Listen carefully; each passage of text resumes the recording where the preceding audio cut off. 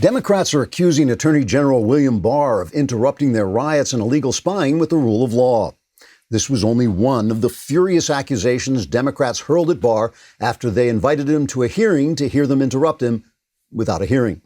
Chairman of the House Intelligence Committee, Jerrold Nadler, who delayed the hearing to give him yet another chance to catch those wily three billy goats gruff, accused the Attorney General of being Donald Trump's puppet. Nadler said, quote, "If the president tells you to enforce the rule of law, you rush right out like an automaton and enforce the rule of law. If the president tells you to treat everyone equally, you obey like a zombie and treat everyone equally. How can America trust a man who does not think for himself?" Unquote.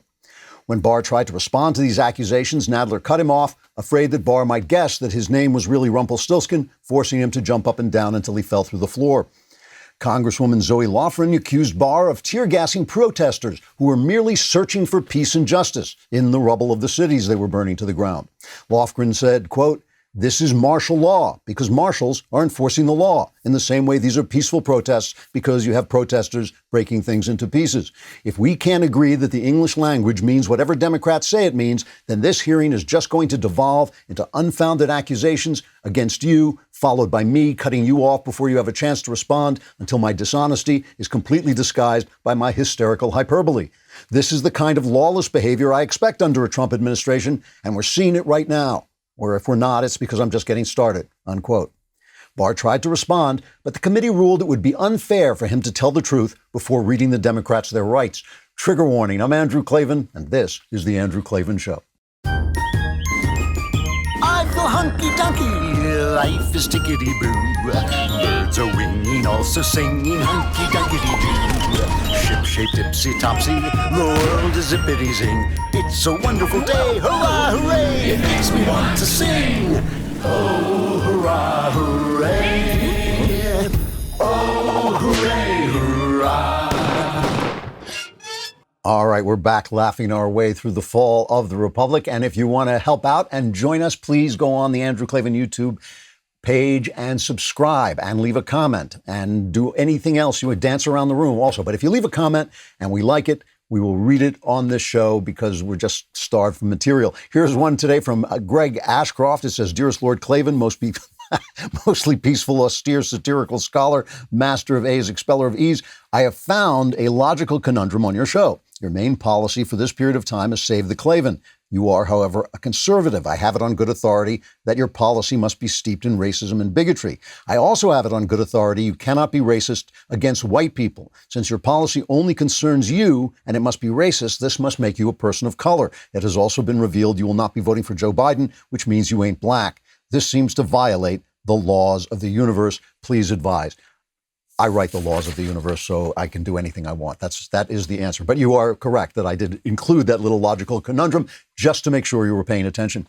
One of the ways society becomes weak is when people forget the reasons for the important things that they're doing. I witnessed this in my university days during the 1970s as radicals attacked Western culture and conservatives were unprepared to defend it with anything but cliches they no longer understood. This is why frequently when I give speeches at colleges, I go back to the foundations of Western culture to remind people that we stand on a Jenga tower of philosophical achievements, and you don't just pull out the bottom bricks because some undereducated millennial says his feelings are hurt.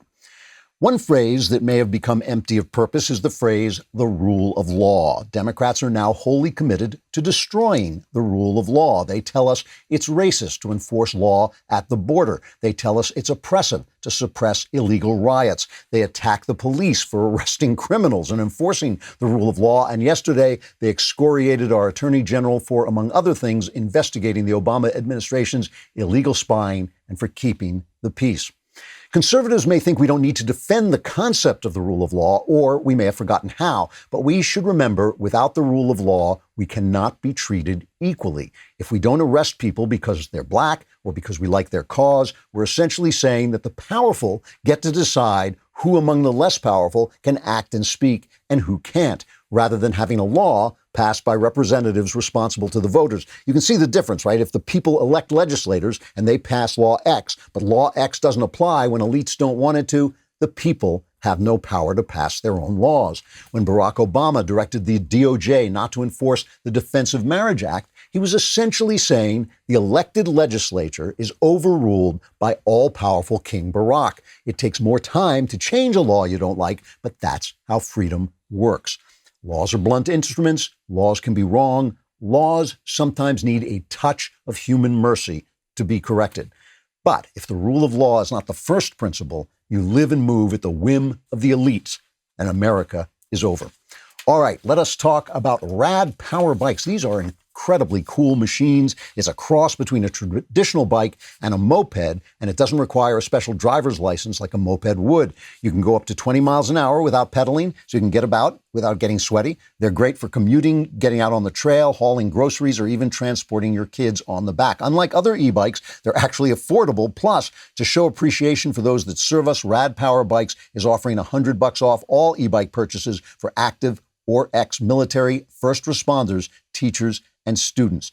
Dedicated U.S.-based customer support 7 days a week to answer any questions or concerns. Make the perfect gift for someone who loves being active and outdoors. Rad Power Bikes offer flexible financing for as low as 0% APR. And right now, as a limited time offer, get a free accessory with the purchase of a bike.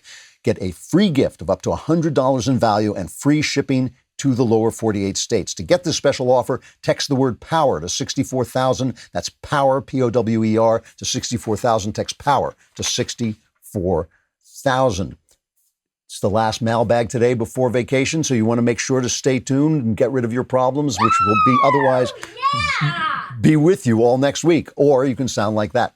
So my friend Michael Walsh, who's a good writer, he wrote a book called The Devil's Pleasure Palace, and I think he has a book coming out in December called Last Stands or something like this.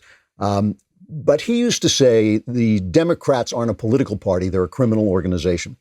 And I used to remonstrate with Walsh and say, come on, that's going a little bit over the top.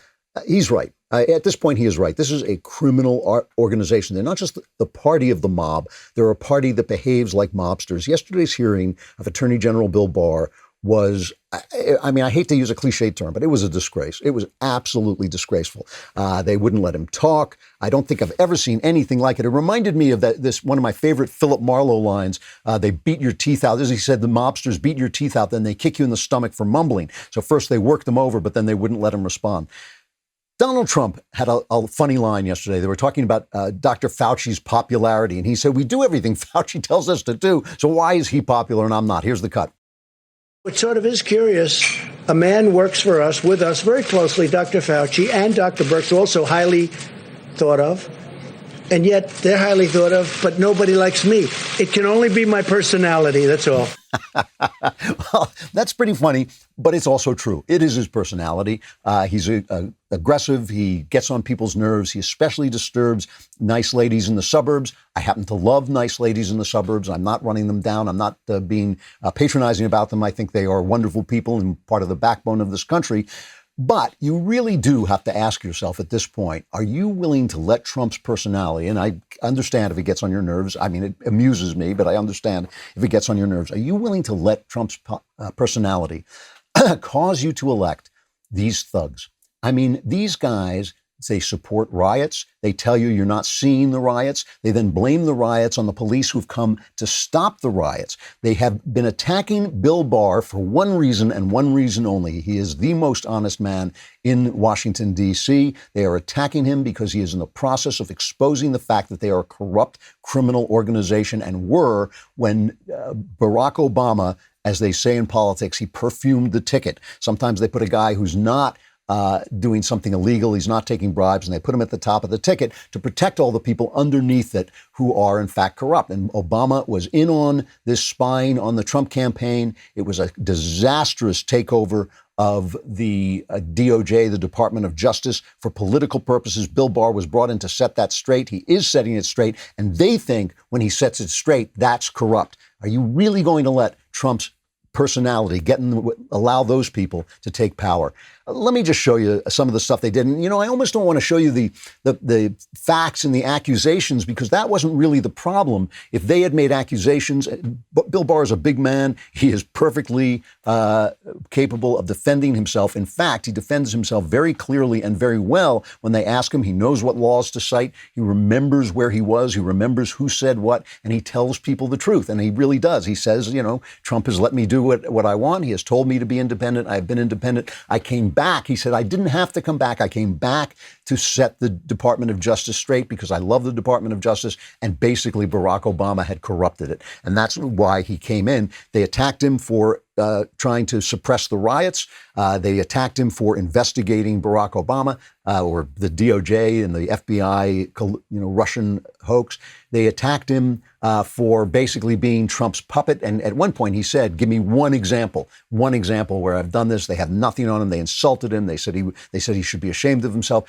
And then they did this, because this is the part I want to play. They have this thing that is called reclaiming my time, which essentially means I'm not going to let you answer the question. This is some little glitch in Robert's Rules of Order where you can invite a guy to a hearing and then reclaim your time before he gets a chance to answer. Listen to this, how many times they did this. This is cut 4. Reclaiming my time. In April. Times is when does something actually become custom? Reclaiming my time. This is not a trick question. In this country. I'm reclaiming my time, Mr. General.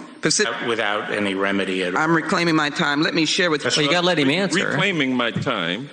Reclaiming my time, sir. Reclaiming my time. But he found reclaiming my time without political bias. He said he and found in no April, evidence. Reclaiming my time, Mr. Turner.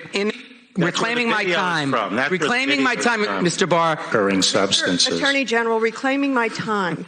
There are rules by which we operate here. I would ask you to respect them.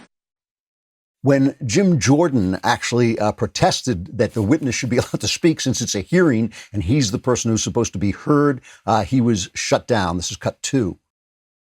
Mr. Chairman, Mr. Chairman, just real quick. I don't think we've ever had a hearing where the witness wasn't allowed to respond to points made, questions asked, and attacks made. Not just in this hearing, not just in this committee, but every committee I've been on. So particularly when you think about the fact we got the Attorney General of the United States here. Gentleman does not have the time. I don't want the time. I want the Attorney General to be able to have enough time to respond to accusations and questions asked him, and you guys not cut him off. What you want is irrelevant. Wow, that you want the witness to be allowed to answer the accusations is irrelevant. Nadler would not even let the Attorney General of the United States get up to go to the bathroom for 5 minutes. This is cut 23. Could we take a 5-minute break, Mr. Chairman? No. That's a common courtesy, Mr. Chairman, of every witness. I waited an hour for you this morning. I haven't had lunch. I'd like to take a 5-minute break. Mr. Attorney General, we are almost finished. We're going to be finished in a few minutes. Otherwise, we can certainly take a break. But you're real class act. Okay. Yeah. After this. He says you're a real class act. Barr can't even keep a straight face because it's such criminal activity. It is unbelievable. I mean, this is a disgrace. And again, you say this, but at this point, why should we be surprised when the supporters of the mob act like mobsters? Why should we be surprised when the people who think it's okay to hold the city of Portland hostage for 2 months with mostly peaceful protesters that are burning the city to the ground, harming police officers, that are just an absolute travesty of justice? Because, by the way, it's not a peaceful protest if ordinary citizens can't walk there. If you walk there wearing a MAGA hat, will it still be a peaceful protest, or will you be beat to death? It's not a peaceful protest if it is a threat to ordinary tax-paying citizens who own the property you're standing on. You can't block traffic. You can't block pedestrians. These are not peaceful protests inherently. All right. So now you saw what they did to him. You saw this absolute madness. Now, Madeline Dean I think she's from Pennsylvania or Florida, I can't remember. She goes on MSNBC, and here's what she says about Attorney General Barr. We actually have to hold him accountable to the American people. You saw his affect yesterday. He was disrespectful, spoke over top of every one of us. In particular, he spoke over women.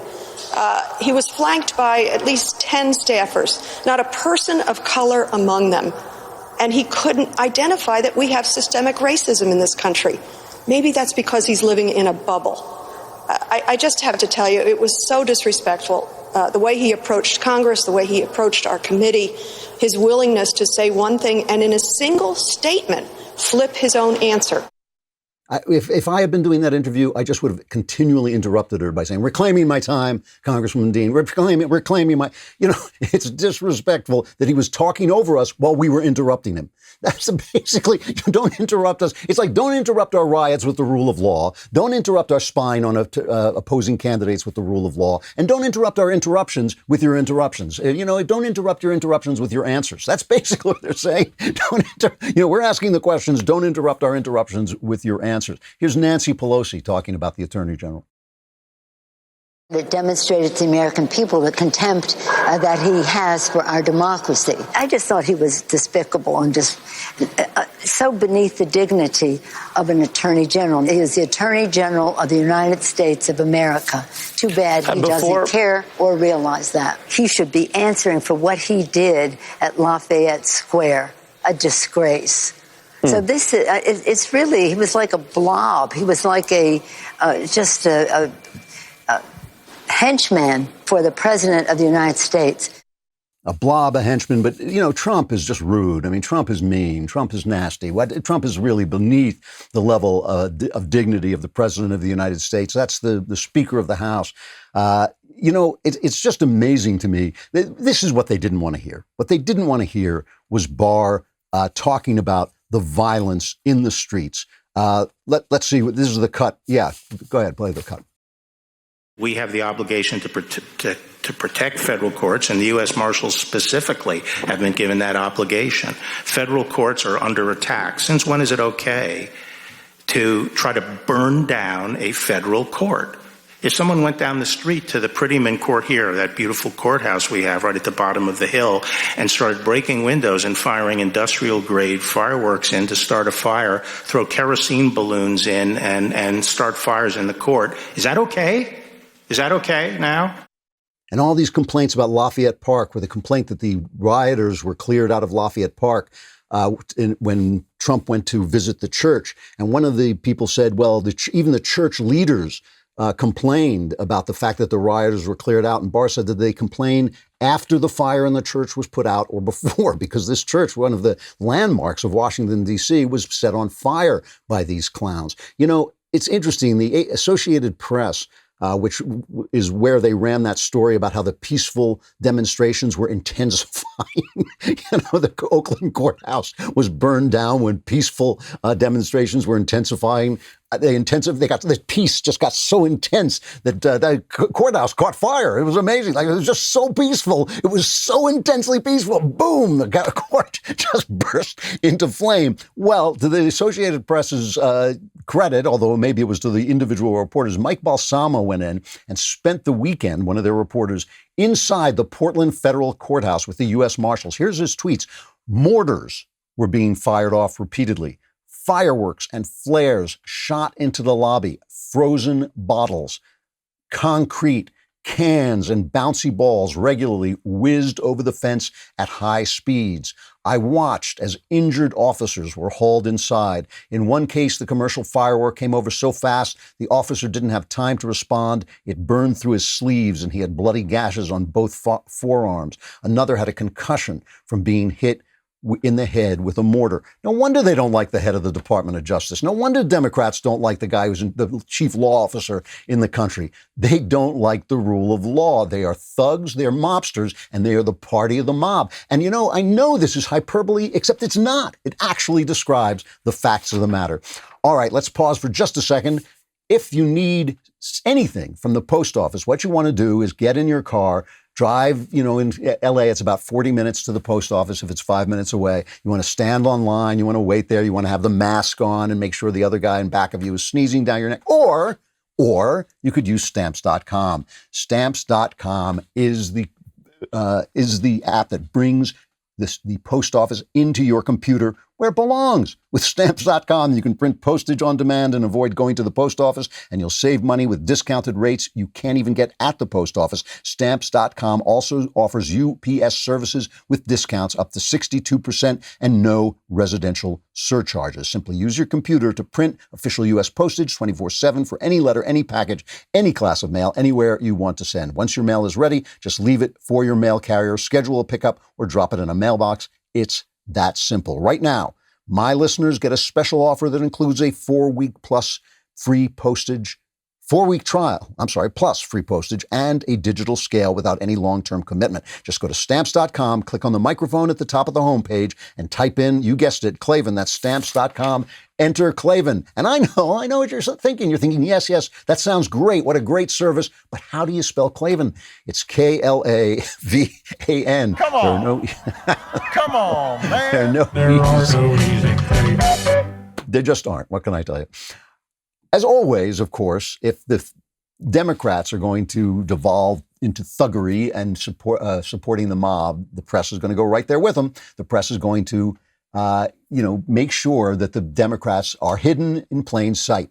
The big point of everything, the big point of all this, really the whole purpose of it is to defame Bill Barr before the Durham report comes out, revealing that the Democrats are criminals and were criminals even when Obama was perfuming the ticket, that they used they corrupted the Department of Justice in order to spy on the Trump campaign and make sure their candidate got elected. And why should we not believe that when they'd already used the IRS to silence the opposition? Debbie Mercazzo-Powell of Florida tried to get Barr. I mean, talk about intimidating a law officer. Actually tried to get Barr to promise not to release the Durham report before the election. Do you commit to not releasing any report by Mr. Durham before the November election? No. You don't commit to that? No. So you won't go by Department of Justice policy that you won't interfere in any political investigations before the November election? We're not going to interfere. In fact, I've made it clear I'm not going to tolerate it. But under oath, you're saying that you do not commit to not releasing a report by Durham. I'm not going to... Any report will be, in my judgment, not one that is covered by the policy and it would disrupt the election. The time of the general... I've already made it clear that neither you would go against your own Department of Justice policy, Mr. Barr.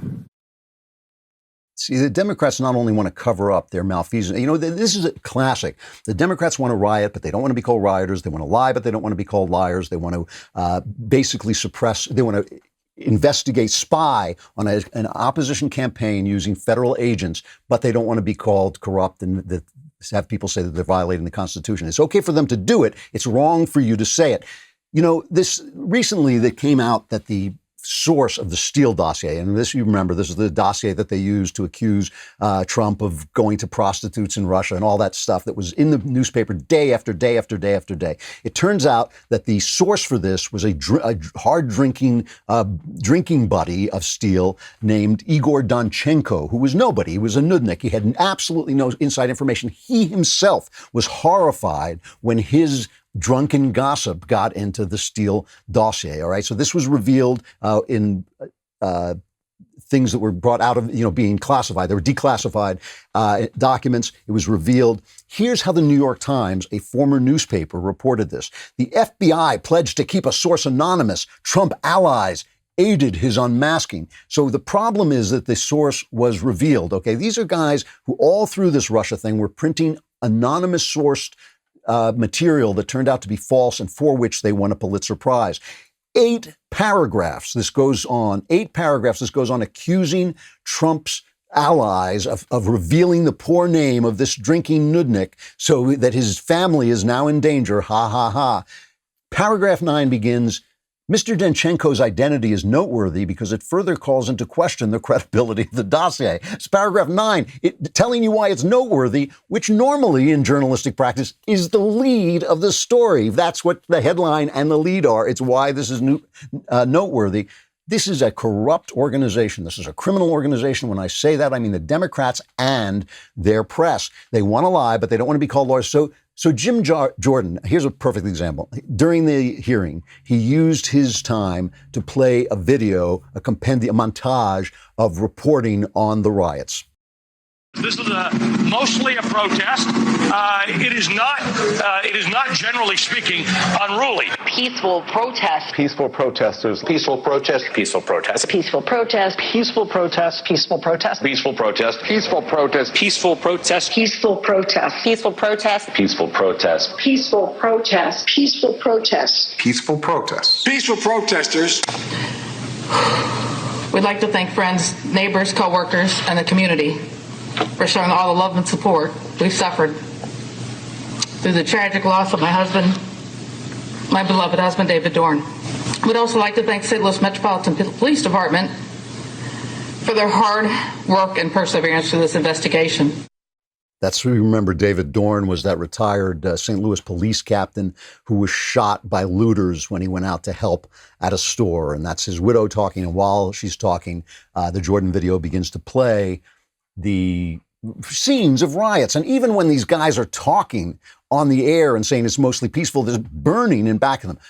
Jake Tapper was very, very mad. The honor of CNN, the most dishonest station in news, the honor of CNN was insulted, but Jake Tapper, like a knight, almost like a knight in shining armor, really like some kind of chivalrous savior, came forward to defend his reporters by putting their comments into context. Here is Tapper demanding an apology from Jim Jordan. This is something that we have been seeing here on the streets of Atlanta, mostly peaceful protests since the death of George Floyd in Minneapolis.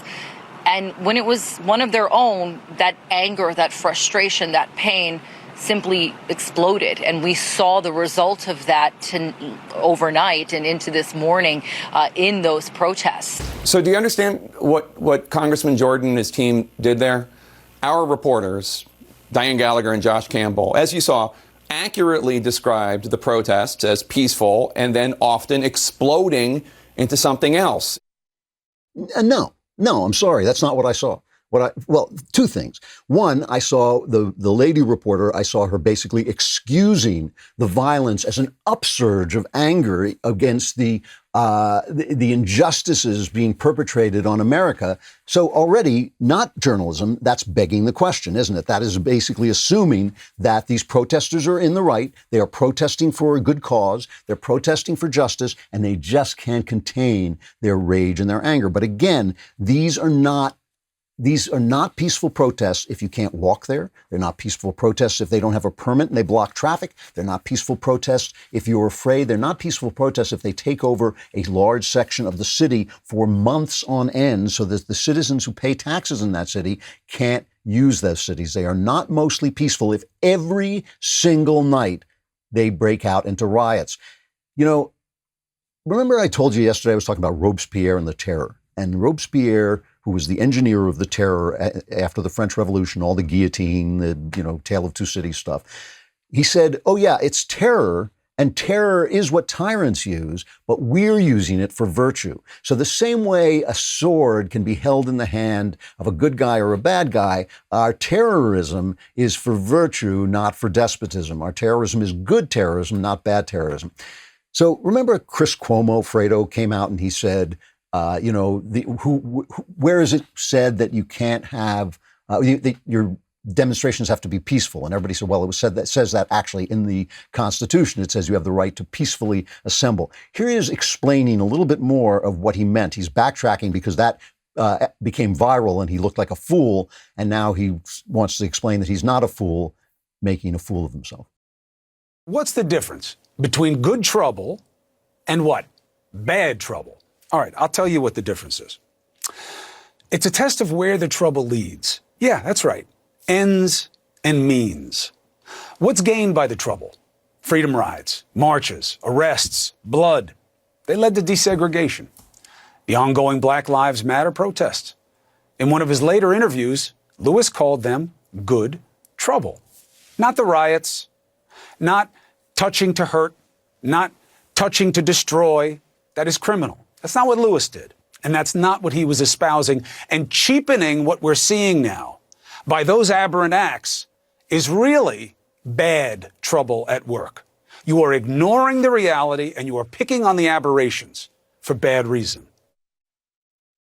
So there's Robespierre's reasoning, right? First of all, the history is completely wrong. The violence during the peaceful Martin Luther King protests, which were in fact peaceful marches, the violence was caused by people attacking them, setting dogs on them. They suffered that violence to awaken the conscience of a good nation. They knew we were a good nation who would respond to that. These people are causing the violence. And it is Robespierrean logic to say, oh, but they're doing it in a good cause. It is Robespierrean terrorist logic to say they're doing it in a good cause. So, Jake Tapper, when you demand an apology from a guy who showed essentially what you're doing, even though it's edited, I admit it's edited, but he showed essentially what CNN does every single night. And it's you, Jake, it's you who should be apologizing. You should apologize for having taken a job at that dishonest shop, which is part of the problem in the country at the moment. All right, let us talk. You've got to get yourself a Reader's Pass. You're too damn cheap to get the full subscription to the Daily Wire. Oh, I know your children are crying. Give us food, give us food. And you can't, you're just too weak to stand up to them. Say, go hungry so I can subscribe to the Daily Wire. All right.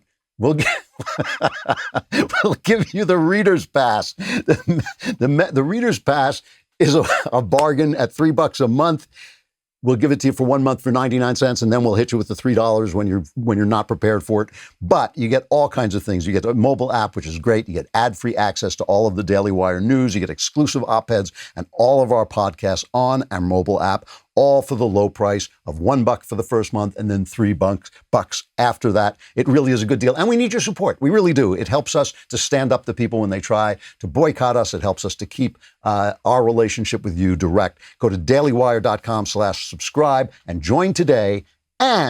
And while you're spending your hard-earned money, snatch the nickel out of your kid's hand and go buy Ben's book, How to Destroy America in 3 Easy Steps. It's not a cookbook. It's a book that covers what Ben calls the disintegrationist philosophy of the United States. That is, to make real social progress, the entire American system must be dissolved and replaced with a more equal, more socialist system. You can see this narrative playing out in all of today's events, but you can read about it and have it explained in How to Destroy America in 3 Easy Steps. You can get it at Amazon or barnesandnoble.com. If you like the book, please hop in and leave a 5-star review, which keeps it higher on the charts so more people will see it. It's very, very important. The mailbag is coming up.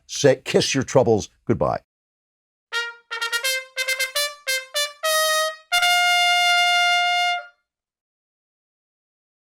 Mailbag. No! What the hell was that? All right. I have no control over my own show. I have no idea what's going on. Here's from James. Dear Lord Klavan, my question, I like this question. My question is around faith and how it pertains to the information that has been revealed from the government about the existence of alien craft. This is the stuff the New York Times is now covering because they don't want to cover, they don't want to cover the news on Earth, so they're covering the aliens. But they found this alien craft material, so they say, if aliens are real, he says James, and are more intelligent than we are they also made in the image of God? If these things come from the planet Zort, do they have similar revelations as ours? And would we expect to see Zordian brothers and sisters in Christ in heaven? Sorry for the kind of silly question. It's not actually a silly question, because a lot of times you'll hear, and I saw this once in the New York Times of all places, you'll hear them say that if they discover life on Earth, that actually contradicts the revelation of Christ. And I think that is absolutely wrong. Christ comes to men and women. He comes to people in the form of people, showing us that God can be revealed in human flesh. And that's a really important thing. It means that your experience of life matters. Your emotional experience of the truth of life matters. Your revelation, your insights into the truth of life matter. They are unique. They are what make you you. They are to be protected. They're to be defended, and they're to be cultivated. You're not just supposed to go around going like, I feel like a woman, I must be a woman. No, you're supposed to go along and say, what is it about me that is reacting to this world in this way? How do I get to the joy of Christ from where I am? Why am I so unhappy when I should be happy? Why am I, miserable about something that isn't miserable? Why? How do I align my inner life with the truth of God's creation? So if there are Zordians, we don't know. See, this is one of the assumptions of random evolution, which I actually don't believe in, but one of the assumptions of random evolution is that each planet will have conscious life forms completely different from ours. That may be true. Let's say it's not true. If it's not true, it doesn't matter. But if it is true, then yes, God will reveal himself to them in Zordian form. And that will be fine, because every form of consciousness is a form, will be made in the image of God and will be capable of seeing God. Their Christ may be a Zordian. And that is absolutely fine and doesn't do anything to our revelation, because we will continue to be human beings who need to be saved by the human incarnation of the Word. From Newland, Father Klavan M., I've married a woman that I was not in love with, though I loved her and love her still. I was and am in love with another woman. My wife knew this and knows it now. I got married to her because it was the smartest thing for me. A case of head versus the heart. My life has been greatly improved by wealth and security, but I'm not happy. My wife is equally unhappy, but we try to stay together. I'm consistently thinking about the other woman and reaching out to her over these 13 years. I have not cheated, and I can't leave because I have a child who's 7 years old. Children deserve both parents. My question is, how do I live? Do I continue for another 11 years torn? We have sought and are still seeking marriage counseling. I will not abandon them. I grew up without a father. Should I stop communicating with this other woman? I have multiple times over the years communicated with her to try to put out flame out. The flame just won't stop, and I just want to stop the pain. Man, you wrote to the wrong guy. I'm going to tell you, because my answer is going to be 100% correct and you're not going to like it. Go take a look in the mirror and tell yourself you're a schmuck, because you're acting like a schmuck, and you're not acting. The thing that you're not acting like is a man. You are not acting like a man. You know, you made a choice. Now, it sounds to me like you're married for money, but maybe that's not it. Maybe that's unfair. You made a choice of who to marry. Now you are in a marriage. You're not in a relationship. You're not dating somebody and thinking, oh, I'm dating the wrong person. You're in a marriage with a child. All your responsibility is to the life you created, that child, and the life you created for your wife by marrying her. You also created a life for her. So now you've created these lives. They are on you. You've got to sack up and take care of them. And you've got to direct your heart and all your romantic feelings toward those people and switch off those feelings toward the other. You're letting sentimentality, a sentimental connection. You're just afraid. You're a coward. You're a coward. You're afraid to connect to the people you're connected with, and you're connecting with this other woman who gets nothing out of it. And how does it make your wife feel to think, oh, if I can just endure her another 11 years, I'll be free to go off to this woman I love? How does it make your son feel? Is your child feel? To know that you're connected to his mother by, begrudgingly, I mean, a lot of times I tell people they should go to marriage counseling. I'm not against it. I like marriage counseling. I think that's a good thing to do. But you need to go in the mirror and look in the mirror and sack up. The only reason you don't know the damage you're doing to your son and to your wife and to yourself and to this other woman who's also being held on the string for nothing because she's going to get nothing out of it. You're afraid to connect. You're afraid to actually have the relationships you're in, and you're having a relationship you're not in.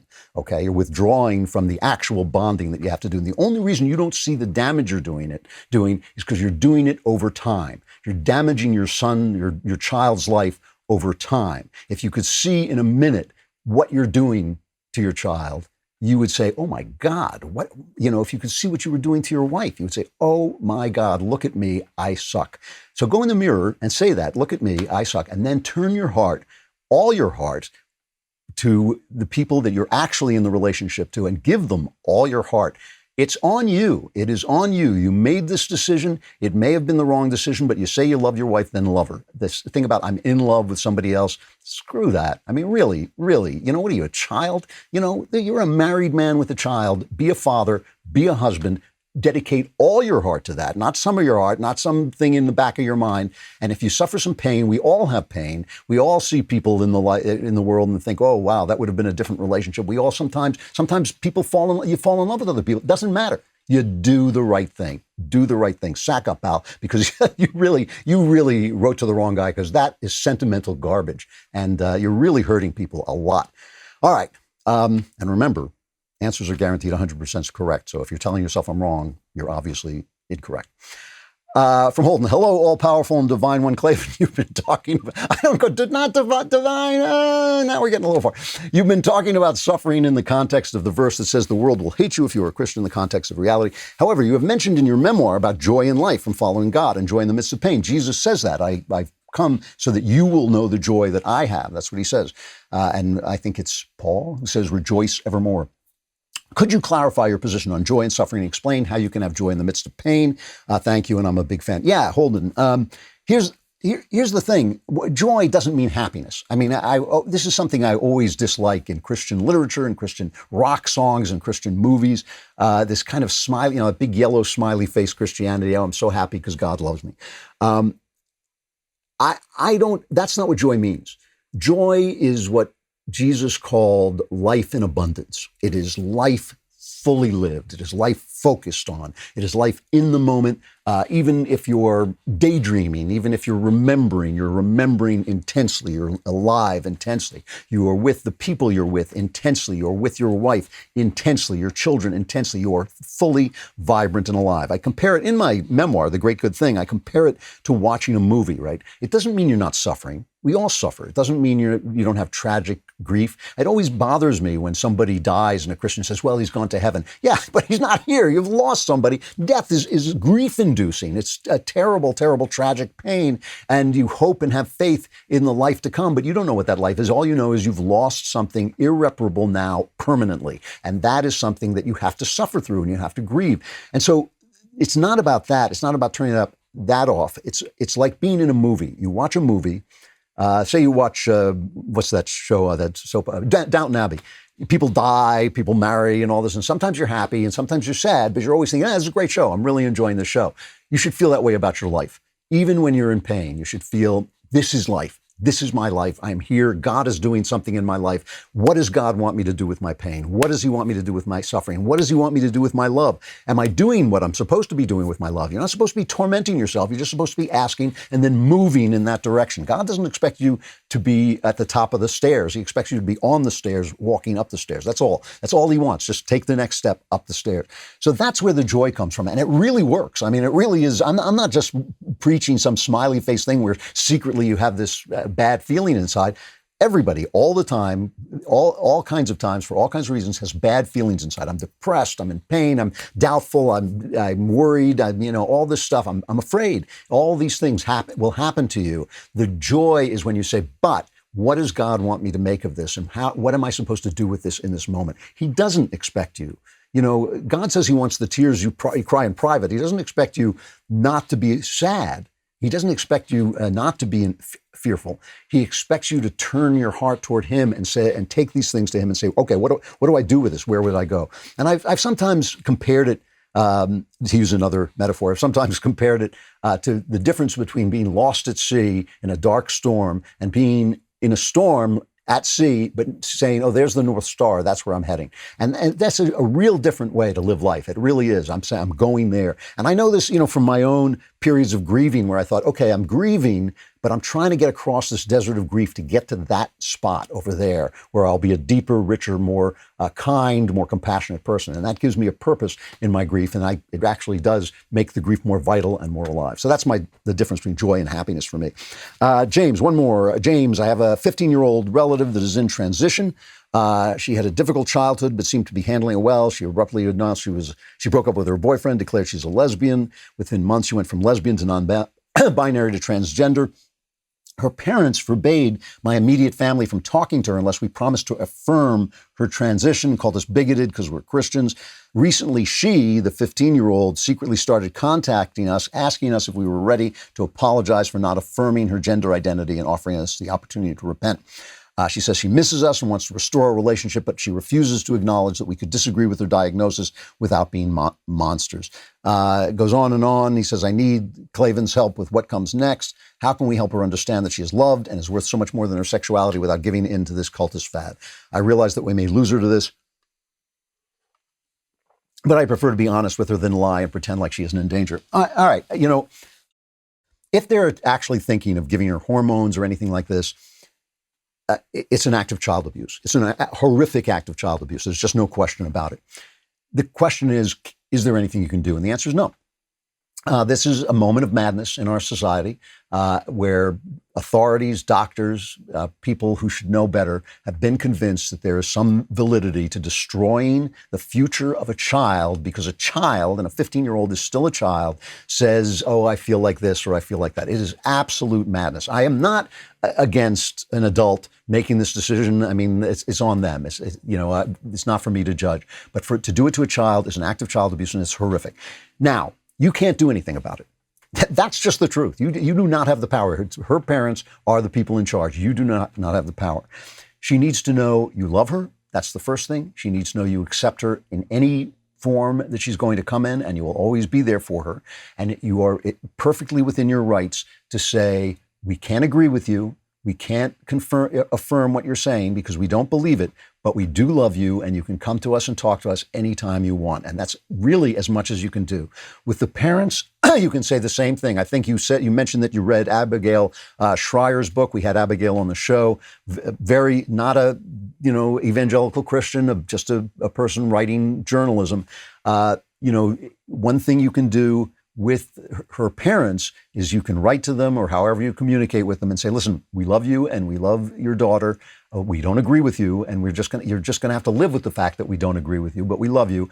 And here also, we're just going to give you this book. It's not by an evangelical Christian. You don't have to read it, but if you want to read it, it's something we think you'd be interested in because it's just a work of journalism. That's as far as you can go. I wish you could do more because I do think it's butchery. I think it's an absolute horrific nightmare to do this to a child. There's no doubt about this in my mind. It is madness it's induced madness that the left has perpetrated on us through their press, and it's terrible. But you have to know when you're helpless, and you have to know what you can do. And the best thing for this child is to know that you love her, and though you don't agree, you are always there for her if she will come and talk to you and about anything she wants. And if she can set the subject, you're not going to preach to her, you're not going to yell at her, you're not going to explain to her, you're just going to love her, and you will listen to her, whatever she has to say. And with the parents, the same thing. Tell them you love them. Tell them you will be in touch anytime they want to be in touch. Tell them you can't agree with them. And if you want, say, here's a book. And if you want to read it, read it. That's all you can do. I wish you could do more. I really do. And I understand your pain, but life is about pain. So you got to play that way. I got to stop there. Back again tomorrow for the last show before my vacation. You want to suck up all the Klavan-y goodness you can in the dim hope that you will survive a Klavanless week. But you got to have you got to do what you can do. I'm Andrew Klavan. This is The Andrew Klavan Show.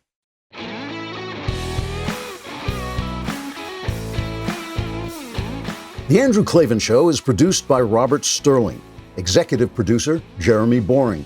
Technical producer, Austin Stevens. Our supervising producer is Mathis Glover. Assistant director is Pavel Wadowski. Edited by Adam Sayevitz. Audio mixed by Robin Fenderson. Hair and makeup, or head and makeup, by Nika Geneva. Animations are by Cynthia Angulo. Production assistants, McKenna Waters and Ryan Love. The Andrew Klavan Show is a Daily Wire production. Copyright Daily Wire 2020. If you prefer facts over feelings, aren't offended by the brutal truth, and you can still laugh at the insanity filling our national news cycle, well, tune in to The Ben Shapiro Show. We'll get a whole lot of that and much more. See you there.